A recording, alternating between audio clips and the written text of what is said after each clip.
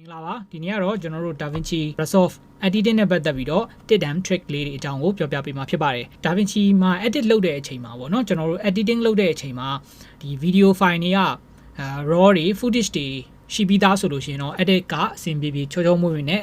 လုပ်လို့ရတာပေါ့နော်လွယ်တကူလုပ်လို့ရတယ် export runner ထုတ်ပြီးသား file ကို edit လုပ်ဖို့လိုအပ်လာပြီးကျွန်တော် color တွေပြန်ချိန်ဖို့လိုအပ်လာပြီးဆိုလို့ရှိရင်တော့ကျွန်တော်တို့ cut တွေကိုပြန်လှီးရတာအချိန်အများကြီးကုန်ပါတယ်ပြန်ပြီးတော့ပြန်လုပ်ရတဲ့ဟာကကျွန်တော်တို့အချိန်အများကြီးကုန်တာပေါ့နော်ဆိုတော့ဒါမျိုးတွေမကုန်အောင်လို့ကျွန်တော်တို့ DaVinci မှာဘယ်လိုလုပ်လို့ရလဲအဲ့တော့ကျွန်တော်တို့ media storage မှာအရင်ဆုံးကြည့်ကြည့်မယ်ပေါ့နော် media storage မှာဒါကျွန်တော်တို့ export runner ထုတ်ပြီးသားကျွန်တော် compress လုပ်ပြီးသား mp4 file လေးဖြစ်ပါတယ်ဒီပေါ်မှာကျွန်တော်တို့ right click နှိပ်လိုက်လို့ရှိရင်ဒီမှာ sync cut detection ဆိုတာလေးတွေ့ရမယ်တော့ဒီ sync cut detection အကြောင်းကိုကျွန်တော်တို့ဒီနေ့ပြောမှာဖြစ်ပါတယ်တကယ်လို့ကျွန်တော်တို့က cut တွေကိုပြန်ပြီးတော့လှီးရမယ်ဆိုရင်တစ်ပိုင်းချင်းစီလှီးရမှာပေါ့နော် edit မှာသွားပြီးတော့ကျွန်တော်တို့ဒီ file လေးကိုတဲကိုအရင်ထည့်မယ် media storage ထဲမှာကျွန်တော်တို့ sequence မချိန်တော့ဘူးတုံချိန်ပြီးတော့ရင် timeline တွေကိုဆွဲထည့်လိုက်မယ်เนาะဒီမှာဆိုလို့ရှိရင်ကျွန်တော်တို့ cut တကက်နဲ့တကက်အပြောင်းလဲလေးရှိမှာပေါ့เนาะ cut အပြောင်းလဲလေးတွေမှာကျွန်တော်တို့ cut ကိုလှီးရမှာပေါ့အဲ့တော့ဒါလေးကိုကျွန်တော် mute ခဏလုပ်ထားမယ် okay အဲ့ဆိုရင်ဒီ cut နှစ် cut ပေါ့เนาะဒီ cut နှစ် cut မတူဘူးပေါ့အဲ့တော့ကျွန်တော်ဒီနေရာမှာ2ကိုသုံးပြီးတော့ကျွန်တော်တို့လှီးရမှာဖြစ်တယ်အဲ့တော့ဒီ cut နဲ့ဒီ cut ချိန်တဲ့နေရာမှာကျွန်တော်တို့ဂျားထဲမှာ plate 2အဲ့တော့ဒီလိုမျိုးသာဇက်တိုက်လိုက်ပြီးတော့ရှာပြီးတော့လှီးရမယ်ဆိုလို့ရှိရင်ကျွန်တော်တို့အချိန်အများကြီးကုန်ပါတယ်ပေါ့เนาะအချိန်ကုန်ဆုံးမှုတက်တာအောင်ခုန sync detection ဆိုတာလေးကိုကျွန်တော်တို့သုံးကြည့်အောင်ပေါ့နော်ကဲအဲ့ဆိုရင်ဒီ file လေးကိုကျွန်တော်တို့ delete နှိပ်လိုက်ပါမယ် storage ကိုပြန်သွားမယ် right click နှိပ်မယ်ကဲကျွန်တော်တို့ sync cut detection လေးကို click ချက်လောက်နှိပ်ရအောင်အဲ့တော့သူ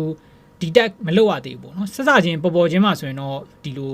ပန်းအောင် line တစ်ခုပဲပေါ့နော်ဒီပန်းအောင် line တစ်ခုပဲတွေ့ရပါလိမ့်မယ်အဲ့တော့ကျွန်တော်တို့က auto sync detect ကို click ချက်နှိပ်ကြည့်လိုက်မယ်အဲ့တော့ခဏစောင့်ရပါမယ်သူ process လုပ်နေတဲ့အချိန်လေးကိုပေါ့နော်ဘယ် cut တွေလှီးရမယ်ဆိုတာကို process လုပ်နေတာဖြစ်ပါတယ်အဲ့တော့ဒါလေးကိုခဏစောင့်ပေးပါokay ဒါဆိုလို့ရှိရင်ပြီးသွားပြီဒါကျွန်တော်တို့သူ cut တွေကိုလှီးပေးသွားပြီပေါ့နော် auto detect လှီးပေးသွားပြီဖြစ်ပါတယ်အဲ့တော့ဒီမှာကျွန်တော်တို့အယောင်3ရောင်မြင်ရမယ်အဲ့တော့အစိမ်းရောင်ရယ်ပန်းရောင်ရယ်ကန့်လန့်ပြတ်လေးပေါ့နော်ပြီးသွားရင်ဒီမှာမီကိုရောင် gray ပေါ့နော်ကျွန်တော် green ရယ် pink ရယ် gray ရယ်အယောင်3ရောင်တွေ့ရလိမ့်မယ်ကဲဒီအယောင်3ရောင်အကြောင်းကျွန်တော်အရင်ဆုံးရှင်းကြည့်အောင်အဲ့တော့အစိမ်းရောင်ကတော့ရှင်းပါတယ်ဒါလှီးထားတဲ့နေရာပေါ့နော် cut လှီးထားတဲ့နေရာသူ auto detect လှီးပေးလိုက်တယ် sync detect လုပ်ပေးလိုက်တဲ့နေရာအဲ့တော့ကြည့်မယ်တကက်လှီးပေးလိုက်တယ်เนาะဒီမှာကျွန်တော်တကက်ရှိတယ်အဲ့တော့ပြီးတော့ရင်တကက်လှီးပေးလိုက်တယ်ကျွန်တော်နောက်ထပ်ကက်ကြည့်မယ်ဒီမှာတကက်လှီးပေးလိုက်တယ်เนาะအဲ့တော့ဒီမှာမီကိုရောင်လေးက green လေးကပါလဲဆိုတော့သူကကက်မတေကြတာပေါ့เนาะကက်မတေကြတဲ့နေရာမတေကြတဲ့နေရာကပါလဲဆိုတော့သူကအယောင်တူနေတာတွေเนาะ lighting တူနေတာတွေအလင်းမောင်တူနေတာတွေဆိုလို့ရှိရင်သူကတကက်သေးလို့ယူဆတယ်ပေါ့နော်ဒါပေမဲ့ तू မတေကြတဲ့အတွက် तू မီကိုရောင်လေးကိုပဲပြပေးထားတယ်မီကိုရောင်ပြပေးထားတယ် तू မတေကြဘူးပေါ့နော်အဲ့တော့ကျွန်တော်တို့ကကိုယ့်ကိုစိတ်ကြိုက်ကြည့်လိုက်ပြီးတော့ okay ဒီကတ်ဆိုရင်ဒါ तू လှီးထားတာတေကြတယ်ပေါ့နော်ဒါကတ်နှစ်ကတ်တေကြတယ်အဲ့အတွက်ကျွန်တော်တို့ကဒီမှာပန်းအောင် line လေးကို click ဆွဲပြီးတော့အောက်လေးနည်းနည်းဆွဲချလိုက်လို့ရှိရင်ဒါအစိမ်းအောင်လေးပြောင်းသွားတွေ့ရလိမ့်မယ်ဒါတေကြတယ်ဆိုတဲ့အဓိပ္ပာယ်ပေါ့ကျွန်တော်တို့ကတေကြဆိုတဲ့အဓိပ္ပာယ်ယူလိုက်ပြီးသွားပြီ okay နောက်တစ်ကတ်ထပ်ကြည့်မယ်ဒီမှာနော် gray လေးတစ်ခုရှိနေသေးတယ်အဲ့ grayမီကိုရောင်လေးကိုကျွန်တော်တို့ကြည့်လိုက်တယ်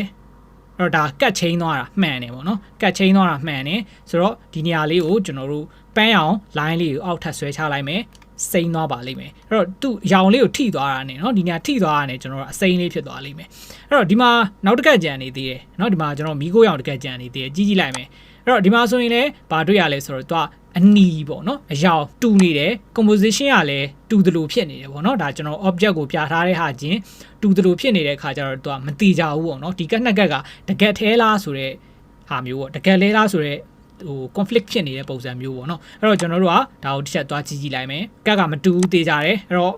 ဒါကတ်ပဲပေါ့နော်လှီးထားတဲ့နေရာပဲအဲ့တော့ကျွန်တော်တို့ပန်းအောင် line လေးကိုဆွဲချလိုက်မယ်ဒါဆိုရင်ဒါသူကျင်းတီလှီးပေးမယ်နေရာဖြစ်သွားပြီအဲ့တော့ကျင်းတီလှီးပေးနေရဖြစ်သွားပြီအောက်မှာဒီမှာမီကိုရောင် line လေးရှိနေသေးဒါတွေကတော့သူက timeless တွေပေါ့နော်ဒါကျွန်တော် timeless တွေဖြစ်သွားတဲ့အတွက် timeless ရဲ့ lighting ကိုပေါ့နော်သူက adjust လုပ်ပေးထားတာဖြစ်နေတာအဲ့တော့အောက်မှာမီကို line လေးရှိသေးတယ်ဒါကိစ္စမရှိဘူးเนาะဒါကိစ္စမရှိဘူးသူ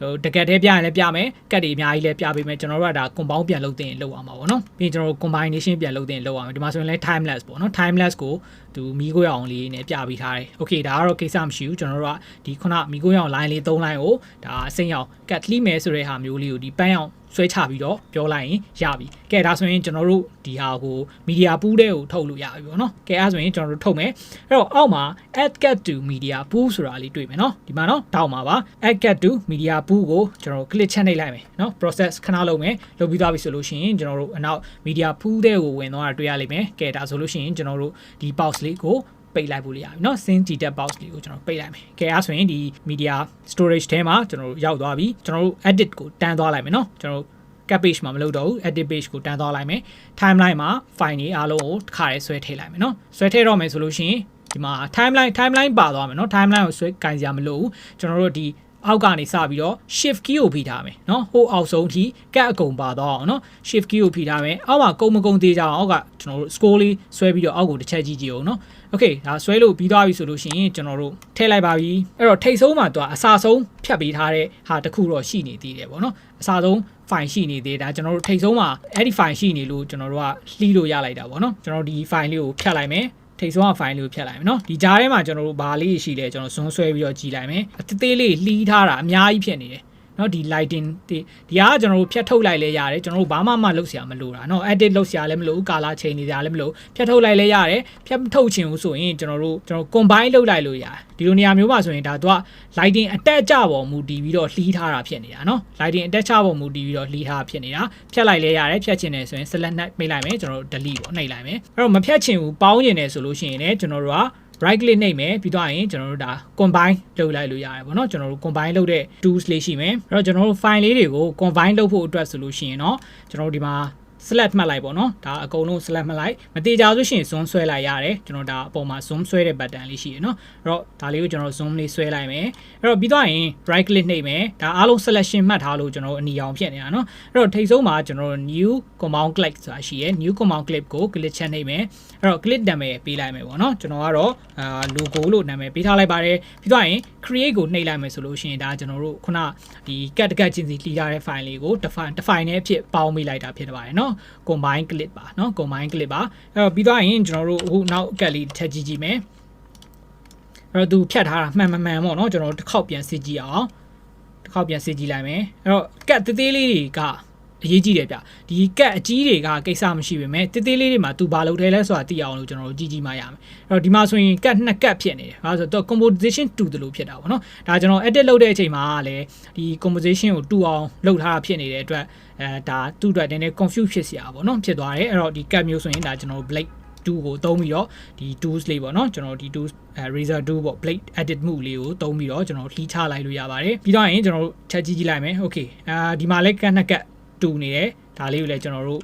blade သုံးပြီးတော့လှီးလိုက်မယ်အဲ့တော့ဒါကတော့ timeless ပေါ့เนาะ timeless file လေးတွေအဲ့တော့မှန်တယ်အဲ့တော့ဒီဂျားထဲမှာ timeless မှာဒီ transition ကိုတွားကတ်အနေနဲ့လှီးထုတ်ပေးထားတာတွေ့ရလိမ့်မယ်เนาะအဲ့တော့ဒါလေးကိုလည်းတစ်ချက်ကြည့်ဖို့လိုတယ်ကျွန်တော်တို့ဇွန်းဆွဲပြီးတော့ကြည့်လိုက်မယ်အဲ့တော့ဒါ transition နေရာပေါ့เนาะ transition ကျွန်တော်တို့ edit လုပ်တော့ကဒါ transition လုပ်ထားတဲ့နေရာဒီနေရာမလိုဘူးဆိုလို့ရှိရင်เนาะကျွန်တော်တို့ delete နှိပ်ပြီးတော့ဖြတ်လိုက်လို့ရပါတယ်